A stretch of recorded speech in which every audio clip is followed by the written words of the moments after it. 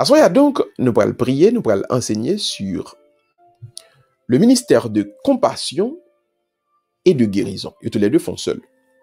Mais avant tout, on nous regarde qui ça Jésus-Christ a dit nous dans l'évangile sans saute lia. Alors le contexte, c'est Jésus-Christ qui avec partisans lui cap avancé, et puis monsieur pharisien yo avancé par le fait que ouais partisans Jésus-Christ a mangé avec main sans laver. Nèg yo vinn mette laver main qui sont tradition, en coutume qui transmettent de père en fils pour nation capable de cohésion, pour nation capable en santé. Donc yo prend tradition ça, coutume ça et yo mettez au même titre, au même rang qu'un commandement de Dieu. Donc à chaque fois que nous trouvons dans le moment que nous mettons une coutume au même rang que un commandement de Dieu, nous tombons donc dans ce qu'on appelle une hérésie. Une hérésie.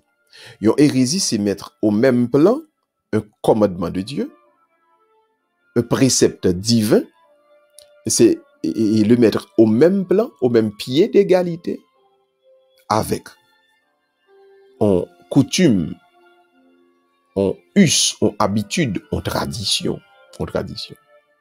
Donc, la priorité doit être donnée à la parole de Dieu.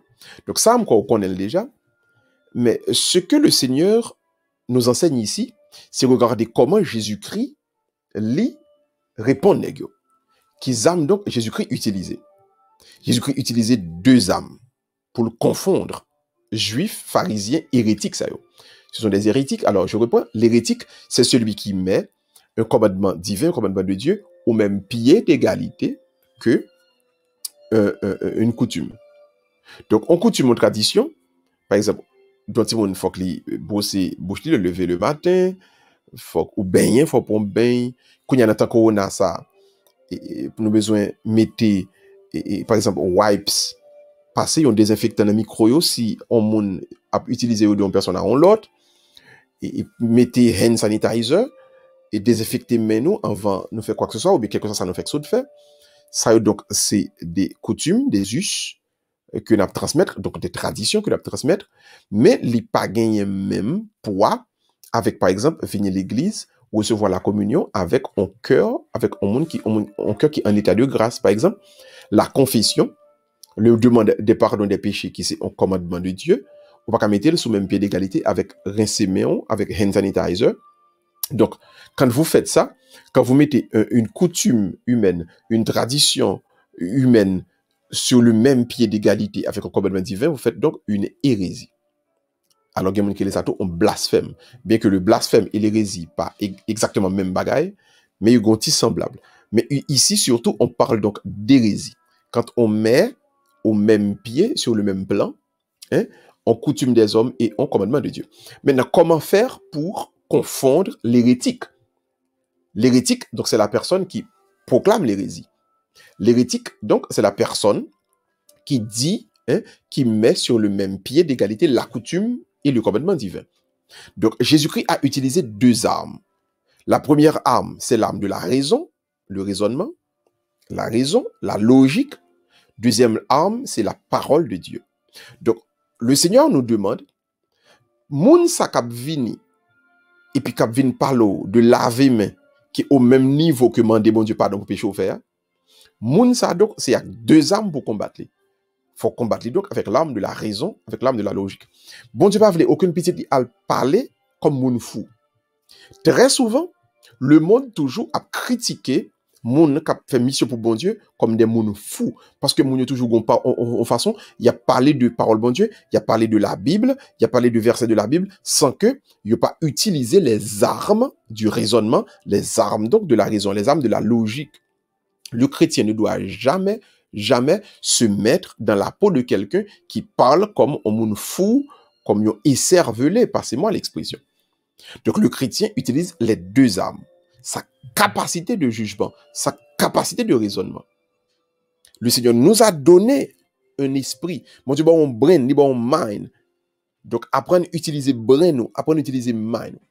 Donc quand nous utilisons notre raisonnement, notre capacité de raisonnement, nous pouvons confondre les hérétiques, faire logique là, avec mon nom, pour le cas de degré, pour le cas de hiérarchie, parce qu'il y a une hiérarchie des lois, il y a une hiérarchie donc dans les commandements. Nous ne sommes pas capables de mettre aux coutumes, même côté avec un commandement au précepte divin, mais ou même qu'à prêcher avec là, il faut qu'à faire logique ça. Nous besoin apprendre donc à utiliser les armes de la logique, de la raison, du raisonnement. Mais à côté de la raison ne suffit pas. La raison donc, c'est un serviteur lié, un servante lié pour la parole de Dieu. Donc j'utilise la logique pour me capable une corrèle avec la parole de Dieu. Par exemple, on prend dans longtemps, le Paul avec Pierre dans la lettre, il a parlé que de la femme, pas qu'on a parlé dans l'église là, de la femme donc qui doit soumettre à Marie là, de la femme donc qui doit habiller tel genre. Ouais, nous supposons utiliser l'arme de la raison. Je veux dire, c'est n'a parlé du rôle des femmes dans l'église. Nous supposons donc utiliser l'arme de la logique pour construire et puis pour découvrir donc que dans le texte ça dans longtemps, Paul avec Pierre, ils étaient sous influence dans société où ils vivent. Paul qui dit comme ça, esclave là donc, il doit obéir à maître lui. Il était vivre dans l'influence société par là qui était esclave. Mais ou pas qu'à demander par exemple moi-même qui c'est petite Dessalines pour nous aller soumettre nous à personne. Texte là pas dit ça. Donc logique là fait nous comprendre et que en dans texte là, il était soumettre, il était subi influence tant par là. Donc là nous comprenons que texte là était subi influence tant par là, nous venons comprendre donc nécessité pour nous-mêmes pour nous utiliser les âmes raison pour nous capables bien raisonner pour nous présenter parole là avec logique et puis deuxièmement pour nous entrer dans vente parole là pour nous jouer que parole là pour jouer une hiérarchie qui gagne en dans parole là. Si vous ne faites pas ça, les hérétiques vont vous confondre, vous ne les confondrez jamais. C'est à vous et à moi de confondre les hérétiques avec les deux armes. L'arme de la raison qui est servante de la parole de Dieu qui est cette deuxième arme là. Donc je reprends l'arme de la raison et l'arme de la parole de Dieu, la parole de Dieu. Donc la parole de Dieu est la lumière et la mariée, c'est Madame Maria, la raison c'est servante là qui traîne la mariée, c'est servante là qui lumière qui fait route pour la mariée qui passe. Donc ceci étant dit, on nous entrer donc dans comment nous capables de comprendre le ministère de guérison dans l'église, comment ou même avec moi-même nous capables donc découvrir mission ça, comment il prend chair, il prend quoi dans l'église. Donc l'église n'a pas inventé le ministère de guérison, Jésus l'a laissé. On nous considérer plusieurs textes bibliques pour nous capables ouais, comment le ministère de guérison donc l'imposer à nous-mêmes en tant qu'église. Le premier texte qu'on a considéré avec Ouassoya, c'est Matthieu 10, verset 18. Jésus-Christ dit, si quelqu'un veut me suivre, qu'est-ce que ça pour le faire? Qu'il prenne sa croix chaque jour. Si quelqu'un veut suivre Jésus, qu'il prenne sa croix chaque jour. Donc, ça n'a pas fait, nous-mêmes comme chrétiens aujourd'hui, tout garder n'a pas gardé le monde, nous devons garder avec les yeux de notre Seigneur Jésus-Christ. Ou pas capable de garder le monde avec les yeux pas. Moins pas capable de garder le monde avec les yeux pas. Donc, ni moi-même, à nous garder le monde avec les yeux de Jésus-Christ, parce que nous-mêmes, comme Jésus-Christ, à l'instar de Jésus-Christ, nous avons sur nos épaules la croix du Christ. Voilà pourquoi le texte de la doctrine catholique définit le ministre de Dieu comme un alter Christus en latin. Alter signifie autre, Christus signifie Christ. Alter Christus signifie un autre Christ. Ou même avec moi, nous sommes appelés à être un alter Christus, un autre Christ. Très important. Donc regardez ce qui se passe. Regardez bien. Si nous devons regarder les autres avec les yeux du Christ, suivez bien. Donc quand Jésus s'identifie au malade, je m'identifie au malade. Donc quand le malade souffre, je souffre avec. C'est ce qu'on appelle donc la compassion. Je recommence. Jésus regarde le malade et s'identifie au malade. Donc moi-même avec croix sous l'homme qui est à la suite du Christ, je m'identifie également au malade. Et je souffre avec le malade. Une souffrance c'est pathos, une souffrance pathos. Avec c'est cum. Donc souffrir avec c'est cum pathos, compassion. Donc moi c'est l'autre Jésus qui a souffert avec monde qui est malade là. Moun dans l'église là qui est malade là, moun dans le travail moi qui est malade là, moun dans la famille moi qui est malade là. Moi c'est on l'autre Jésus qui a souffert ensemble avec elle. Donc je suis rempli de compassion pour le malade car j'ai la croix sur les épaules et je montre vers Golgotha avec Jésus. Maintenant, quand je suis rempli de compassion pour le malade, que me demande le Seigneur? On nous garder un deuxième texte que le Seigneur qui parlait nous donc de ministère là.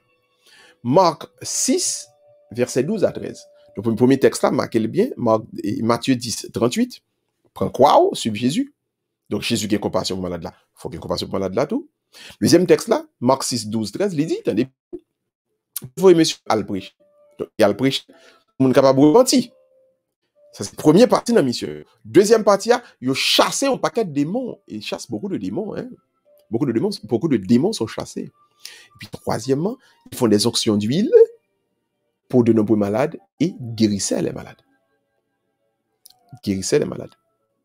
Donc, c'est pas malade qui guérit pour continuer, non? Les apôtres, ils ont fait trois bagailles. Ils ont prêché la conversion, ils ont chassé des démons, ils ont guéri malades. Mais, il dit, il fait les onctions d'huile. Donc, quand on commence par le ministère de guérison, là. Le ministère de guérison, donc, il y a une dimension que texte que tu as ajouté là-dedans, là, qui c'est l'onction d'huile. Donc, passer l'huile sainte, là, sous malade, là, les gâtants ont composante dans le ministère de guérison. Donc, première composante de la Noël, c'est la compassion. Moun qui a guéri malade, là, il envahi donc par cette compassion pour le malade. Et puis, deuxièmement, il y a l'onction d'huile. L'onction d'huile. Donc, quand on nous passe l'huile sainte là, dans l'estomac malade là, il fait partie donc du ministère là. C'est pas l'Église qui a inventé. L'Église pas inventé l'huile sainte là, mes amis. L'Église pas inventé l'onction d'huile là. C'est nous joignons la tradition biblique là. Maintenant, on regarde dans l'autre texte qui dit nous qui sont encore qui gagne dans le ministère là. Nous allons dans l'Acte des Apôtres chapitre 9. Donc d'abord, nous allons dans Marc chapitre 16, versets 17 à 18, qui dit que Jésus-Christ dit, par mon nom, ils vont imposer les mains aux malades et les malades seront guéris. Hein? Par mon nom, ils vont imposer les mains aux malades et les malades seront guéris. Donc ce que le Seigneur nous dit ici, pour notre composante, il y a deux nouvelles composantes qui entraient dans le ministère de guérison. On a pour prendre l'autre, premièrement, nous avons compassion, deuxièmement, nous avons onction d'huile, troisièmement, nous gagnons au nom de Jésus.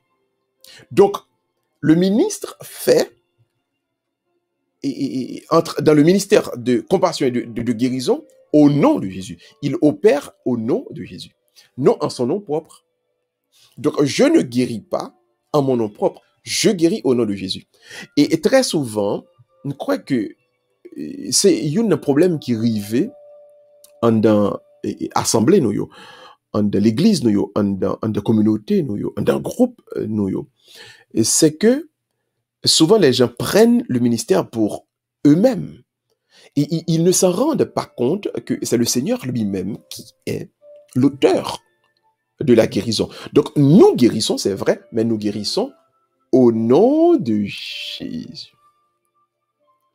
Nous guérissons au nom de Jésus. Donc, les deux dernières composantes que nous, qui gagnent dans le ministère là, donc c'est premièrement au nom de Jésus et puis deuxièmement, imposition des mains. L'imposition des mains, les fondamentales. Moi, fait expérience là. Et je t'ai que en pile dans nous fait expérience ça. Chaque fois, bon Dieu utilise pour un monde qui est malade, c'est par l'imposition des mains. Par l'imposition des mains. Alors, c'est pas ça seulement. Il y a des gens qui guérit et par les déclarations de prophétie. Et il y a des gens, pendant que nous avons prié dans l'église là, nous juste à l'hôtel. Et puis, pendant nous porter des paroles de prophétie, il y a des gens qui juste n'ont pas porté l'église là. Et puis, nous, bon Dieu, guéri à l'œuvre. Mais il y a un pile l'autre monde qui guérit par l'imposition des mains. Et moi-même, je suis capable de témoigner de ça. Tellement gagné des cas. Et il y a des gens qui bam témoignage là, près de 3-4 années après. Mais mon yo dit guérison était instantanée. Guérison était instantanée. L'imposition des mains, c'est une dimension qui est extrêmement importante. Et ça fait, je crois que un pile chrétien t'a doué comprendre, ça veut dire, enfin, moi-même par le fait que c'est avec ça me fait expérience, nous t'as aimé que nous comprenions en pile. Ça veut dire, au grand monde qui est malade, et puis on va imposer les mains au nom de Jésus, par le nom de Jésus, par le nom de Jésus, et non en votre nom personnel. Et l'imposition des mains, pour moi-même, est extraordinaire. Donc, je crois que l'onction d'huile est extraordinaire, puisqu'il y a un texte biblique là. Je crois que il faut commencer d'abord par la compassion. En fait, tous les éléments dans le ministère sont importants, et sont importants, mais moi-même, par le fait que je fais expérience avec l'imposition des mains, moi donc, et parler de lui en pile, et inviter en pile monde pour comprendre dimension ça, l'imposition des mains.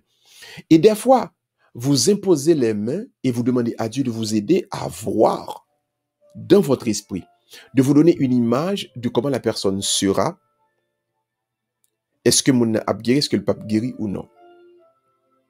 Et posez les mains toujours avec les yeux fermés et demande le Seigneur à ce qu'il vous donne une image de ce qu'il fait, de ce qu'il est en train de faire pour la personne. Toujours demander ça.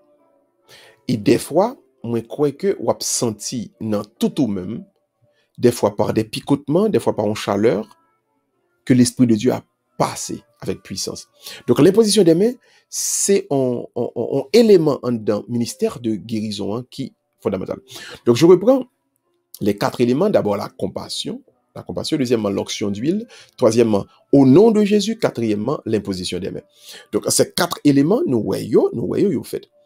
Donc, Acte des Apôtres, chapitre 9, verset 34. Acte des Apôtres, chapitre 14, verset 13, lui appuyer, lui affirmer que dans pile malade dans l'église primitive qui t'est guéri parce que apôtre yo t'est imposé, t'es commandé guérison yo au nom de Jésus, par le nom de Jésus, par le nom de Jésus. Maintenant, gagner, yo point nous doit mettre accent sur lui-même à soi. Gain des gens qui recevoir le charisme spécial de guérison. Là, nous allons dans 1 Corinthiens 12, verset 9, 1 Corinthiens 12, verset 28, 1 Corinthiens 12, verset 30. Qu'est-ce que nous voyons? Par la bouche de l'apôtre Saint Paul, le Seigneur déclare que il y a une série de monde qui gagne le charisme de guérison. Alors, nous préférons, nous employons le terme charisme au lieu du terme don, parce que souvent, on dit don, il est capable de le personnel pour lui-même, mais quand on dit charisme, c'est toujours en vue du salut de la communauté. Donc, charisme, il est tourné vers les autres. Donc, quand vous dites plutôt, la personne a un charisme, la personne est charismatique, donc ce qu'elle a, ce que Dieu a déposé en cette personne donc la met au service de la communauté, des voisins, du prochain. Donc, le charisme spécial de guérison est accordé à certaines personnes. Il y a certains monde qui ont le charisme spécial de guérison. Mais tous les enfants de Dieu peuvent faire un ministère de guérison. Tous les enfants de Dieu sont appelés à imposer les mains aux malades. Mais, nonobstant, il y a des gens qui ont donc des charismes spéciaux. Le charisme spécial de guérison. Il y a des gens les mêmes, bon Dieu servir avec lui de façon spéciale, de manière spéciale. Est-ce que c'est vous-même? L'important, donc, pour demander, bon Dieu, discernement pour ça. Mais la meilleure façon de savoir si vous avez un charisme spécial, c'est donc de commencer à prier avec les malades. Et vous saurez si vous avez un charisme spécial de guérison. Donc, je reprends. Quand vous imposez les mains aux malades, vous le faites avec les yeux fermés, demandez toujours à Dieu de vous aider à voir si et comment le malade sera. Comment moun li pralier, comment moun donc li pral avancer. Mais maintenant, on nous entre dans une partie qui est difficile pour nous valer, pour nous ingurgiter. On nous entre donc dans une partie côté pilule là, li amer là. Il y a des gens qui prient pour lui. Et ou même qui qu'on a prié ou qu'on est malade, et puis il n'y a pas pour vous de guérison. Ça arrive très souvent. Il y a pour un peu de monde comprendre partie ça. Ou capable à prier avec moun guéri et ou même malade ou pas guéri. Ou capable de prier à un paquet de monde étranger qui guérit, et puis ou même dans la famille, ou pas une guérison. Qui nous comprendre partie ça. Que nous enseignent donc les Saintes Écritures sur cette partie. Donc la Bible a dit donc, dans 2 Corinthiens chapitre 12, verset 9, donc deuxième lettre de l'apôtre Saint Paul aux Corinthiens, aux fidèles de l'église de Corinthe, chapitre 12, verset 9, il dit donc, Paul ou malade, pas oublier, alors c'est Paul qui était malade. Paul gon maladie qui prend depuis dans ceinture descend dans toute pied. Et Paul peut traîner, et ça fait, il était pas Paul on tient non jouette. Et puis qu'on y a Paul tellement traîné de douleur et Paul a prié et puis malade a guéri. Et puis Paul a demandé mais bon Dieu pour qui ça? Parce que si tu me donnes le charisme spécial de guérison, mais premier monde pour ta guérir, c'est à moi-même. Un médecin guérit toi-même. Et Paul a entendu l'Esprit de Dieu qui dit la phrase ça. Ma grâce te suffit, car ma puissance se déploie dans la faiblesse. Ma grâce te suffit, car ma puissance se déploie dans la faiblesse. Donc, bon côté serviteur bon Dieu arrivé, bon côté ministre bon Dieu arrivé, ministre bon Dieu a donc, qui s'est passé, li accepter souffrir, et li accepter et li connaît que seul ça que li gain besoin c'est la grâce bon Dieu. C'est pas la plus l'argent, c'est pas plus santé, pas plus chelbe, pas plus popularité, pas plus ceci, plus cela. C'est pas plus rien de matériel ou bien de corporel. Ça que le vraiment besoin, c'est la grâce de Dieu. La grâce de Dieu doit suffire à son enfant. La grâce de Dieu doit te suffire à toi. La grâce de Dieu doit me suffire. Quand côté nous arriver, nous devons dire tête non. Toujours.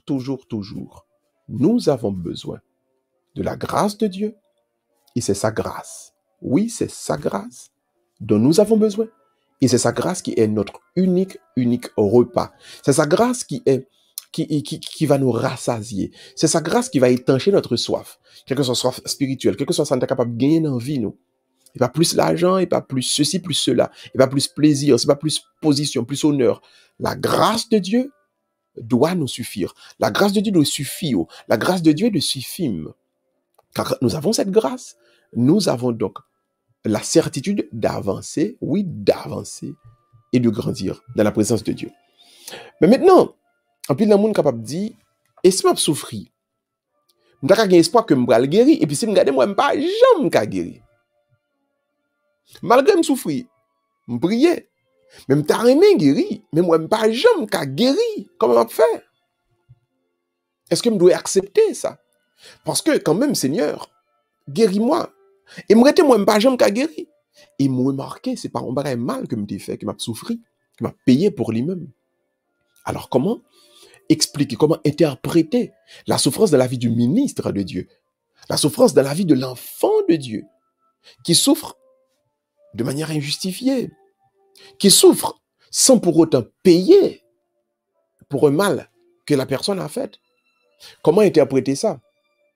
Eh bien donc, dans la lettre de Saint Jacques, le Seigneur donne l'explication.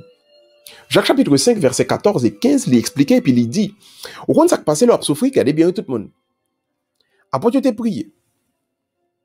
Après tu t'es prié. Tu t'es prié avec foi. Tu fais onction d'huile. Malade yo guéri. Péché yo gagné, péché yo effacé. Donc, puis gars moins dit tête moi c'est parce que me péché qui cause m'a souffrir. Maintenant, attendez bien tout le monde. Dans souffrance mon kounya là, Seigneur moi offrir ou les bon Dieu pour le salut de un monde que m'a prié pour lui-même. Seigneur, par exemple, moi-même capable de dire Seigneur, tu m'as confié les communautés de Cambridge et de Somerville. Quelle que soit souffrance, je suis capable de gagner encore moins comme ma forme de maladie que moi je ne peux pas guérir pour lui-même.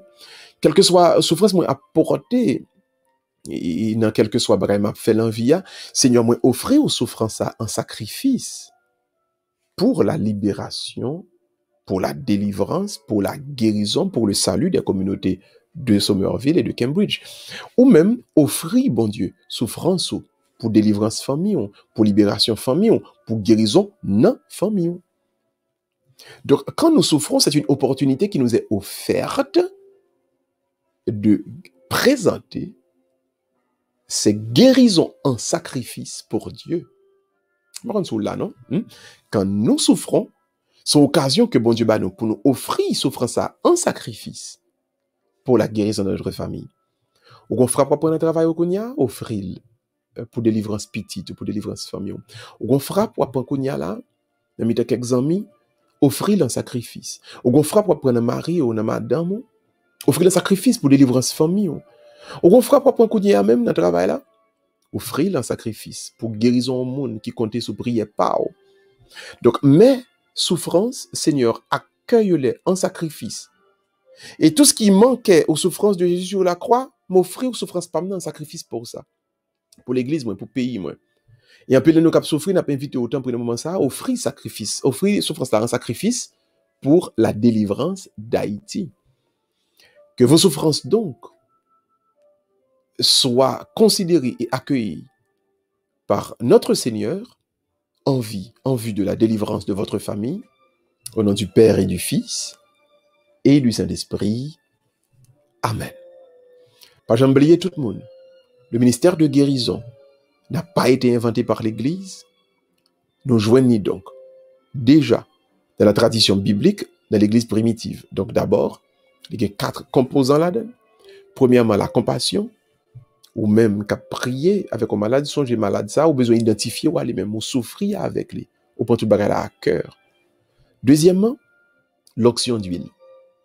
Troisièmement, le nom de Jésus, toujours invoquer le nom de Jésus. Quatrièmement, l'imposition des mains. Amen, amen et amen. On tout dit ensemble Magnificat pour nous capables de terminer avec cette édition de Célébrons la parole pour ce soir, cette prière pour les malades. Levez-moi en quelque soit côté où il levez-moi en tout le monde ensemble. Mon âme exalte le Seigneur, exulte mon esprit en Dieu mon Sauveur. Il s'est penché sur son humble servante. Désormais, tous les âges me diront bienheureuse. Le puissant fit pour moi des merveilles, saint est son nom. Son amour s'étend d'âge en âge sur ceux qui le craignent. Déployant la force de son bras, il disperse les superbes. Il renverse les puissants de leur trône, il élève les humbles. Il comble de bien les affamés, renvoie les riches les mains vides. Il relève Israël son serviteur et il se souvient de son amour, de la promesse faite à nos pères en faveur d'Abraham et de sa race à jamais. Gloire au Père, au Fils et au Saint-Esprit, comme il était au commencement, maintenant et toujours, dans tous les siècles des siècles. Amen. Amen et amen.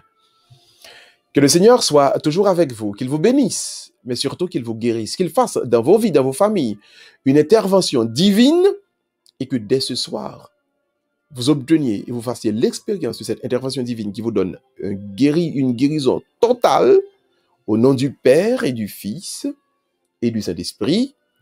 Amen. Bonne soirée à tout le monde. Rendez-vous demain soir, 7h30. L'édition de Célébrons la parole sera une étude